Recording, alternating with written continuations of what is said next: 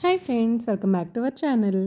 'హద్దులున్నాయి జాగ్రత్త' నావెల్‌లోని నెక్స్ట్ ఎపిసోడ్‌ని ఇప్పుడు మీతో షేర్ చేసుకోబోతున్నాను. ఈ సందట్లో వెనుక సీటు ముసలాయన డెబోనేర్ అందుకుని చకచక పేజీలు తిప్పి చూసేస్తున్నాడు. ఒకటే కేకలు, చప్పట్లు, హడావిడి. నేను అతన్నే గమనిస్తున్నాను. ఒక నిపుణుడైన సమన్వయకర్తగా వ్యవహరిస్తూ ఆ చర్చలో పాల్గొన్న వాళ్ళని కంట్రోల్ చేస్తున్నాడు. ఇంతటి వివాదానికి, అల్లరికి సూత్రధారి అయి కూడా చాలా పెద్ద మనిషి అన్న భావం కలిగేట్లు వ్యవహరిస్తున్నాడు. ఆడవాళ్ళు అతని ముందు సిగ్గు కూడా ఫీల్ అవ్వకుండా తమ భావాలు చెప్పేటట్లు చేస్తున్నాడు. మాట్లాడటమే కాదు, చక్కగా ఎదుటి వాళ్ళ చేత మాట్లాడింప చేయడం కూడా ఒక కళ. అలాంటి వాళ్ళే ఉత్తమ వీజేలుగా పేరు తెచ్చుకుంటారు. అతను సడన్గా నా వైపు తిరిగి, వింటున్నారా? మద్యపాన నిషేధం గురించో, విద్యా విధానం గురించో అయితే ఒకరిద్దరు మాత్రమే ఉత్సాహం ఉండి మిగతా వాళ్ళకి నాలెడ్జ్ లేక మాట్లాడకపోయేవాళ్ళేమో. కానీ ఈ విషయం మీద ప్రతి వాళ్ళకి అవగాహన, అపారమైన ఆసక్తి ఉన్నాయి. ఇంత ముఖ్యమైన శృంగారం అనే సబ్జెక్ట్ని అనవసరం, అనాగరికం అనుకోవడం ఆరోగ్యకరం కాదు. మీరు ఏదైనా మాట్లాడండి అన్నాడు. అవును, మీ వల్లే చర్చ మొదలైంది, మాట్లాడాల్సిందే అన్నారు కొంతమంది. నాకు అతని ముందు నోరు పెగలడం లేదు. ఇటువంటి ఫీలింగ్ని కర్మకాలి సిగ్గు అనరు కదా. అది నా జీవితంలో ఎవరి ముందు ప్రదర్శించలేదు. అందుకే ధైర్యం తెచ్చుకుని, శృంగారం ముఖ్యమే కాదనను, కానీ ఈ బస్లో బ్లూ ఫిలిం వేస్తే స్త్రీలు భరించలేరు. అంత విశృంఖలత ఎన్నడూ సమాజంలో మంచిది కాదు. మన దేశంలో కొన్ని పద్ధతులున్నాయి. వాటిని కట్టడులనండి లేదా సాంప్రదాయం అనండి. అవే మనని ఇతర దేశాల నుండి వేరుగా గుర్తింపు పొందేటట్లు చేస్తున్నాయి. వాటిని మన ధర్మంగా కాపాడుకోవాలి అన్నాను. కొందరు ఆడవాళ్లు గట్టిగా చప్పట్లు కొట్టారు. వెనుక సీట్లోని ముసలాయన భార్య ఆయన చేతిలో నుంచి డెబోనర్ లాక్కొని ముందుకు విసిరేస్తూ, మంచి మాటలు చెప్పావమ్మా, ఊరికే రెచ్చిపోతున్నాడీనా అంది. అంతా గొల్లుమని నవ్వారు. అతను నా వంక చూస్తూ, ఇంత బాగా మాట్లాడిన ఈ మేడం పేరు తెలుసుకోవాలని మీకు లేదా అన్నాడు. ఉంది ఉంది అన్నారందరూ. నేను ఓసారి అతని వంక తీక్షణంగా చూసి మాధవి అని చెప్పాను. I'm Pradeep, glad to meet you. అతను చేయి జాపాడు. బస్లో చాలాసార్లు మగవాళ్లతో మీద పడుతున్నారనో లేదా సిగరెట్ కాలుస్తున్నారనో గొడవ పడుతుంటాం. కానీ ఆ గొడవని ఇంత అందంగా చుట్టూ ఉన్న వాళ్ళకి చక్కని కాలక్షేపంగా మార్చిన అతనిని చూస్తే ఆ స్నేహహస్తాన్ని తిరస్కరించాలనిపించలేదు. చెయ్యి అందించాను. చుట్టూ ఉన్న వాళ్ళు మరోసారి క్లాప్స్ కొట్టారు. ఇంత మంచి టైంపాస్ని అందించినందుకు నా గిఫ్ట్గా ఇది అందుకోవయ్యా, ఒక పెద్ద అయిన చేతిలోని సంత్రా పండుని అందిస్తూ అన్నాడు. మీరు టీవీలో పనిచేస్తారా? ఒక అమ్మాయి అడిగింది. కాదు అన్నాడు ప్రదీప్. మీరు జర్నలిస్టా? ఇంకో అమ్మాయి అడిగింది. నో. పోనీ సెక్స్ స్పెషలిస్టా? ఒక అబ్బాయి అడగగానే అమ్మాయిలు పక్కున నవ్వారు. అవేమీ కాదు. జీవితం చాలా విలువైనది. ప్రతి నిమిషం వేస్ట్ అవ్వకుండా ఆనందించాలి అని ప్లాన్ చేసుకునే అతి కొద్ది మందిలో నేనొకడిని అన్నాడు అతను. నా కళ్ళల్లో నాకు తెలియకుండానే మెచ్చుకోలు కనపడిందనుకుంటా. అతను రిసీవ్ చేసుకుంటున్నట్లుగా కళ్ళార్పాడు. భోజనాల కోసం ఎక్కడో బస్ ఆపారు. అందరూ దిగాక కండక్టర్ నా వైపు నవ్వుతూ చూసి, మాధవి మేడం దిగండి, ఈ పాటికి ఆకలేసే ఉండాలి అన్నాడు. కాసేపట్లోనే నేను చాలా పాపులర్ అయిపోయాను అనిపించింది. ప్రదీప్ కిటికీ దగ్గరకు వచ్చి, ఇందులో మీకు భాగం ఉంది అని కమలాపండు అందించాడు. నేను అందుకున్నాక సగం నాది అన్నాడు. నేను చిన్నగా నవ్వాను. అతను అక్కడే నిలబడే స్మోక్ చేయసాగాడు. అమ్మాయిలు అతని దగ్గరికి వెళ్ళి మాట్లాడడం నాకు కనిపిస్తోంది. అంత హ్యాండ్సమ్గా, డైనమిక్గా ఉండే మగవాళ్ళకి ఫాలోయింగ్ ఉంటుందిగా. బస్సు స్టార్ట్ అవుతుంటే అతను వచ్చి కూర్చున్నాడు. మీ భాగం అతనికి ఒలిచిన తనలో అందించాను. నాకు పండు వలిచిపెట్టినందుకు థ్యాంక్స్ అన్నాడు. ఆ మాట అతను ఎంత మామూలుగా అన్నా నాకు ఎక్కడో గుచ్చుకున్నట్లయింది. ఆ తర్వాత ఎవరూ మాట్లాడలేదు. అతను వెనక్కి వాలి కళ్ళు మూసుకొని పడుకున్నాడు. నాకు నిద్రొస్తోంది. కానీ నేను నిద్రలో పక్కకి జరిగి అతని భుజం మీద వాళ్తానేమో అనే భయంతో నేను కష్టపడి నిద్ర ఆపుకుంటూ కూర్చున్నాను. అర్ధరాత్రి దాటాక నేను దిగవలసిన స్టేజ్ వచ్చింది. అప్పటికే బస్సులో 50% దిగేశారు. నేను దిగుతుంటే అతను లేచి సూట్ కేస్ పైనుండి తీసి సహాయం చేశాడు. ఆ తర్వాత అతను నా వెనకే దిగుతుంటే, ఆగండి ఆగండి, నాదో సందేహం అన్నాడు కండక్టర్. ఏమిటది అడిగాడు అతను. కొంపదీసి మీరిద్దరు భార్యాభర్తలు కాదు కదా అన్నాడు అనుమానంగా. భార్యాభర్తలమైతే కొంప తీయడం ఏమిటయ్యా, కొంప పెట్టడం చేస్తాం కానీ అటువంటిదేం కాదులే అన్నాడు ప్రదీప్. మమ్మల్ని అందరినీ ఫూల్స్ని చేసేసారేమో అని అడిగానండి, బెస్ట్ ఆఫ్ లక్ అన్నాడు అతను. థ్యాంక్ యూ అన్నాడు ప్రదీప్. రైట్ రైట్ అంటూ అతను డోర్ బలంగా వేసేయటంతో బస్సు వెళ్ళిపోయింది. నేను సూట్ కేస్ చెయ్యి మార్చుకుంటూ ఎదురుగా ఉన్న షెల్టర్లోకి నడిచి మద్దిపాలెం వెళ్ళే బస్సు ఎన్నింటికి వస్తుంది అన్నాను. తెల్లవారుజామున 4ంటికి వస్తుందండి. అంతవరకు ఈ చలిలో ఉంటే గడ్డకట్టుకుపోతారు కానీ ఆ ఎదురుగుండా ఉన్న పచ్చమేడలో గదులు అద్దెకిస్తారండి. మగాళ్ళు విడిగా వస్తే మడత మంచాలు మాత్రమే అద్దెకిస్తారండి. అందులో ఉండొచ్చండి అన్నాడు బీడీ కాలుస్తూ ఆ కిళ్ళి కొట్టతను. ప్రదీప్ వచ్చి ఓ సిగరెట్ ప్యాకెట్ ఇవ్వు అన్నాడు. అతను అందిస్తూ అద్దె 15 రూపాయలేనండి. టౌన్ నుంచి వచ్చే వాళ్ళంతా ఆ కన్యకా పరమేశ్వరి లాడ్జిలోనే ఉంటారండి అన్నాడు. మమ్మల్ని అతను కూడా భార్యాభర్తలు అనుకుంటున్నాడని నాకు అర్థమైంది. అద్దె కోసం ఆలోచించడం లేదు, ఆవిడ ఇష్టపడాలి కదా అన్నాడు ప్రదీప్. ఈ చలిలో ఇక్కడుంటే తెల్లారేసరికి ఇంగ్లీష్ జ్వరం వస్తుందండి అన్నాడు అతను. నేను వెంటనే ఇంగ్లీష్ జ్వరాలా అన్నాను. మా ఊరి డాక్టర్ గారు అదేదో ఇంగ్లీష్ పేరే చెప్పారండి, న్యూమోనియానో ఏదో అన్నాడు అతను. ప్రదీప్ నా వంక చూసి, మనం భారతీయులం, ఇంపోర్టెడ్ జ్వరాలు ఎందుకులేండి, అంతకన్నా మడత మంచాల్లో తెలుగు నల్లులే బెటర్ అన్నాడు. కానీ అని ఆర్ధోక్తిలో ఆపేశాను. 2 రూమ్స్ తీసుకుందాం వెంటనే చెప్పాడు. అతని అండర్స్టాండింగ్కి నాకు ముచ్చటేసింది. మమ్మల్ని చూడగానే కాసుల పేరు వేసుకొని కూర్చున్న ఒక ఆవిడ గల్లా పెట్ట మూత వేసేసి, రండి రండి, ఒకే ఒక గది మీకోసమే అనుకుంటా, ఖాళీగా ఉంది అంది. మాకు 2 గదులు కావాలి అని అతను చెప్పాడు. ఆవిడ విచిత్రంగా చూసి, అయ్యో ఒక గదే ఉందండి, అంతగా అయితే మీరు ఆ వసారాలో మడత మంచం వేసుకుని పడుకోవచ్చు అంది. అప్పటికే మేము నిలబడ్డ చోట దోమలు జుయ్యుమని తిరుగుతున్నాయి. చలి వణికించేస్తోంది. వసారాలో ఒకటే మురుగు వాసన. అతనేదో అనబోతుండగా బయట ఎవరో వస్తున్న సందడి వినిపించింది. నేను గబాల్న ఆ ఒక్క రూము మాకివ్వండి అనేశాను. అతను నా వంక ఆశ్చర్యంగా చూసి రిజిస్టర్లో సంతకం పెట్టాడు. ఇద్దరం ఆ రూమ్ అనబడే దానిలోకి ప్రవేశించాం. పైన పాతకాలం సీలింగ్ ఫ్యాన్ ఉంది. డబుల్ కాట్ మంచానికి దోమతెర వేసి ఉంది.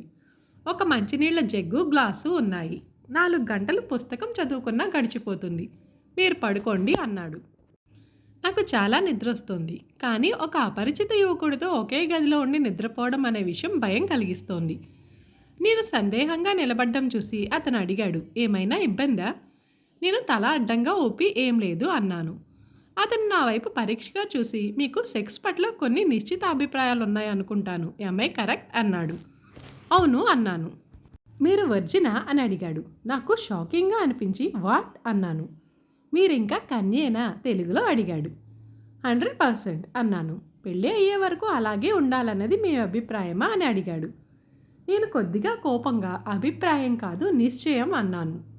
మీ నిశ్చయాన్ని నేను గౌరవిస్తాను, కానీ ఒకవేళ మీ నిశ్చయాన్ని మీరు మార్చుకుంటే మీతో సెక్స్ నాకు ఇష్టమే, మొహమాట పడకండి అన్నాడు. అసలు మీరేం మాట్లాడుతున్నారో మీకు తెలుసా అరిచినట్లు అడిగాను. తెలుసు, వాతావరణం, అవకాశం మీలమతి అమ్మాయిలకి అరుదుగా వస్తాయి. వచ్చినా ఎన్నో అనుమానాలతో, ఇన్హిబిషన్స్తో మనసులో మాట బయటికి రానిక అవస్థపడతారు. ఇందాకే చెప్పానుగా, శృంగారం జీవితానికి ముఖ్యమైన ఇంధనం అన్నది నా అభిప్రాయం. అందితే అనుభవించడం నా నిశ్చయం. అలా అని ఎవరి అభిప్రాయాల్ని నేను కించపరచను. ఇష్టాల్ని అగౌరవపరిచి వ్రతభంగం చేయను. ఆలోచించుకోండి, 4ంటికి బస్సు ఉంది, 3:30కి మీ మనసు మారినా నన్ను లేపండి అని స్టూల్ మీద కాళ్ళు జాపి కుర్చీలో వెనక్కి వాలి కళ్ళు మూసుకున్నాడు. నేను ఇంకా ఆ మనిషిని, ఆ మాటల్ని జీర్ణం చేసుకోలేదు. నెమ్మదిగా మంచం మీద ఓ పక్కగా పడుకొని అతన్నే చూస్తున్నాను. అతని తీరైన ముక్కు, నీట్గా షేవ్ చేసిన గెడ్డం, అట్రాక్టివ్గా ఉండే పెదవులు, నుదుటి మీదకి అందంగా పడుతున్న జుట్టు ఎంత చూసినా ఇంకా ఇంకా చూడాలనిపిస్తున్నాయి. మగవాళ్లలో ఇంత అందమైన వారుంటారా అనిపించింది. నా కళ్ళు అతని ఎయిర్ బ్యాగ్ మీదున్న డెబోనేర్ మీద పడ్డాయి. అర్థం కాకుండా జరిగి అందుకున్నాను. భయంగా అతని కేసి చూస్తూనే ఉన్నాను. పేజీలు తిప్పుతుంటే నాలో నాకే తెలియని స్పందనలు కలిగాయి. ఇలా ఎవరూ కన్ఫెస్ చేయరేమో కానీ అలాంటి స్పందనలు కలగకపోతే వాళ్లలో ఏదో లోపం ఉన్నట్లు లెక్క. నాలో కలుగుతున్న ఉద్రేకాన్ని అణిచిపెట్టడానికి పుస్తకాన్ని మూసేశాను. ఎదురుగా 4 అడుగుల దూరంలో అతను. ఎంతో టెంప్టింగ్గా అనిపించింది. నోరు తెరిచి ఏమీ చెప్పనవసరం లేదు. నేను వెళ్ళి మీద చెయ్యి వేస్తే చాలు, అతను అర్థం చేసుకుంటాడు. కానీ నాలో పుట్టి పెరిగిన ఆచార వ్యవహారాలు కళ్ళెర చేస్తున్నాయి. శరీరంలో చలి కన్నా భయంకరమైనదేదో వణికించి వేస్తోంది. గడియారం వంక చూశాను. 2:30 దాటింది. ఇంకా 1:30 సేపు గడపాలి. ఎలా? అతను మాత్రం హాయిగా నిద్రపోతున్నాడు. ఇందాక అతను నాతో మాట్లాడిన మాటల ప్రభావం నా పైన ఎంతగా ఉంటాయో అతనికి తెలీదా? నాకెందుకో కోపం వచ్చింది. అతను కొద్దిగా కదిలాడు. నేను వెంటనే సర్దుకొని పడుకున్నాను. అతను లేచి నా దగ్గరికి వస్తున్నట్లు అడుగుల శబ్దం వినిపించింది. నేను ఊపిరి బిగపట్టి అలాగే పడుకున్నాను. నేను ఊహించినది నిజమవుతుందని అనిపించింది. అతను ముందుకు వంగాడు. డెనిమ్ స్ప్రే వాసన దగ్గరగా వెచ్చగా వీచింది. కళ్ళ మీదో పెదవుల మీదో తడితడిగా తగిలే స్పర్శ కోసం ఎదురు చూశాను. కానీ అతను నాకు తగలకుండా పక్కనున్న డెబోనేర్ మ్యాగజైన్ని తీసుకొని వెళ్ళిపోయాడు. నాకు ఆశాభంగం కలిగింది. అతను దాన్ని ఎయిర్ బ్యాగ్లో పెట్టుకున్నాడు. ఆ తర్వాత షూస్ వేసుకున్నాడు. నేను కొద్దిగా కళ్ళు తెరిచి చూస్తూనే ఉన్నాను. తల దూకున్నాడు. ఆ తర్వాత వాచ్ చూసుకుని బయటికి నడిచాడు. వెళ్ళిపోయాడా? నాకు ఇంకా నమ్మశక్యంగా లేదు. అతను అంత ఏకాంతాన్ని అందిన అందాన్ని వదిలి మామూలుగా వెళ్ళిపోయాడా? తలుపు మీద ధనాధనా చప్పుడయింది. గబాలా లేచాను.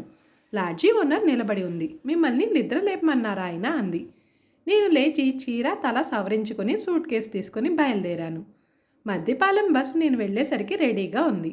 అతను కూర్చున్న సీటు పక్క సీటు ఖాళీగానే ఉంది. ఆఫర్ చేస్తాడేమోనని చూశాను. అతను కనీసం నవ్వనైనా నవ్వలేదు. నేనే వెళ్ళి పక్కన కూర్చున్నాను. మీరు మద్దిపాలెమేనా అని అడిగాను. అన్నాడు. నేను మా ఫ్రెండ్ నీలిమ పెళ్లి కోసం వెళ్తున్నారు. మీరెందుకు వెళ్తున్నట్లు అని అడిగాను. పెళ్లికే క్లుప్తంగా చెప్పి తల తిప్పుకున్నాడు. ఎంతో దగ్గరగా వచ్చి చాలా దూరం వెళ్ళిపోయినట్లుగా అనిపించింది. ఇంత పొడిపొడిగా మాట్లాడతాడేమిటి? అసంతృప్తిగా అనిపించింది. చల్లగాలికి చెవిలో పిల్లన గ్రోవి ఊదుతోంది. కరుగుతున్న మేఘాల మాటున పురివిప్పిన నెమళ్ళలా ఉన్నాయి కొబ్బరి చెట్లు. కొంగు తల మీద నుండి కప్పుకుంటూ మీరు నేను వెళ్ళేది ఒకరింటికైనా అడిగాను. ప్రదీప్ తెలియదన్నట్లుగా భుజాలు ఎగరేశాడు. ఊరు దగ్గర పడుతున్న కొద్దీ అతనితో ఇంకా దగ్గరగా ఉండేది కొంతసేపే అన్న బాధ నాకు పెరిగిపోతోంది.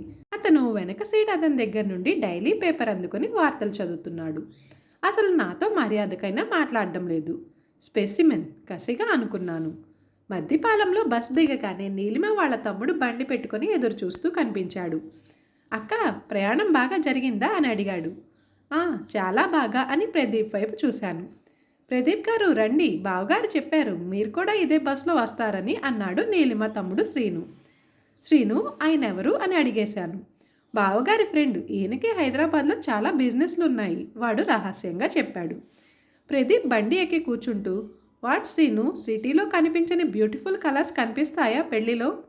ఈ సిటీ గర్ల్స్ని చూసి చూసి విసుగొచ్చేసింది అన్నాడు. నేను ఉడుక్కుంటూ, సిటీ అమ్మాయిలు అంత వెగటు పుట్టారా? ఇక్కడ ఏ అచ్చమామ్మనో చూసి చేసుకుంటే సరి అన్నాను. పెళ్ళా? అది ఎవరితోటైనా బోరే అన్నాడు ప్రదీప్. శ్రీను పెద్దగా నవ్వేశాడు.